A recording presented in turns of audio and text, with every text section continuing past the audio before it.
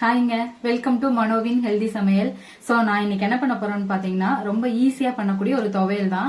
யூஸ்வலா நான் சோம்பேறியா இருக்கும்போது சமையல் பண்றது கஷ்டமா இருக்கு, குழம்பு வைக்க கஷ்டமா இருக்குங்கும்போது சீக்கிரமா ஒரு துவையல் செஞ்சுட்டு சாப்பாடு கூட சாப்பிட்டுருவேன்.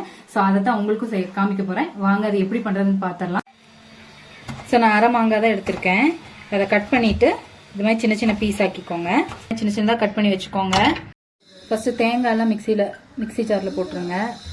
தேங்காய், சின்ன வெங்காயம், வரமிளகா, கருவேப்பிலை, இஞ்சி, கொஞ்சம் உப்பு, அப்புறம் தண்ணி. ஸோ இதெல்லாம் கொஞ்சம் குறைன்னு அரைச்சி எடுத்ததுக்கப்புறம் மாங்காய் சேர்த்துக்கலாம். அப்போ தான் அந்த மாங்காய் துவையலோட டேஸ்ட் நமக்கு கிடைக்கும். இல்லைன்னா எல்லாம் ஒரு சேர அரைஞ்சிச்சுன்னா அந்த டேஸ்ட் தனியாக நமக்கு தெரியாது.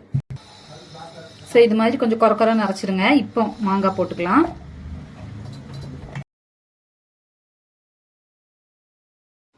இப்போ பார்த்தீங்கன்னா நம்ம சுவையான மாங்காய் துவையல் ரெடி பண்ணிட்டோம். ஸோ இந்த பதத்துக்கு நீங்கள் அரைச்சி எடுத்துக்கோங்க. என்ன மாதிரி நீங்களும் லேசியான டைம் ஈஸியாக பண்ணக்கூடிய ஒரு துவையல் தான்.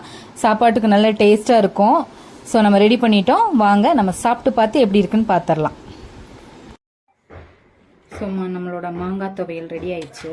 நல்ல சூடான சாதத்தில் போட்டு ஸோ நம்ம சுவையான மாங்காய் துவையல் ரெடி ஆயிடுச்சு. சூப்பரா இருக்கு. ஈஸியா சூப்பரா பண்ணக்கூடிய மாங்காய் துவையல் நீங்களும் பண்ணி பாருங்க. பண்ணிட்டு எப்படி இருக்குன்னு கமெண்ட் பண்ணுங்க. அடுத்த ஒரு நல்ல வீடியோல பார்க்கலாம். Bye bye.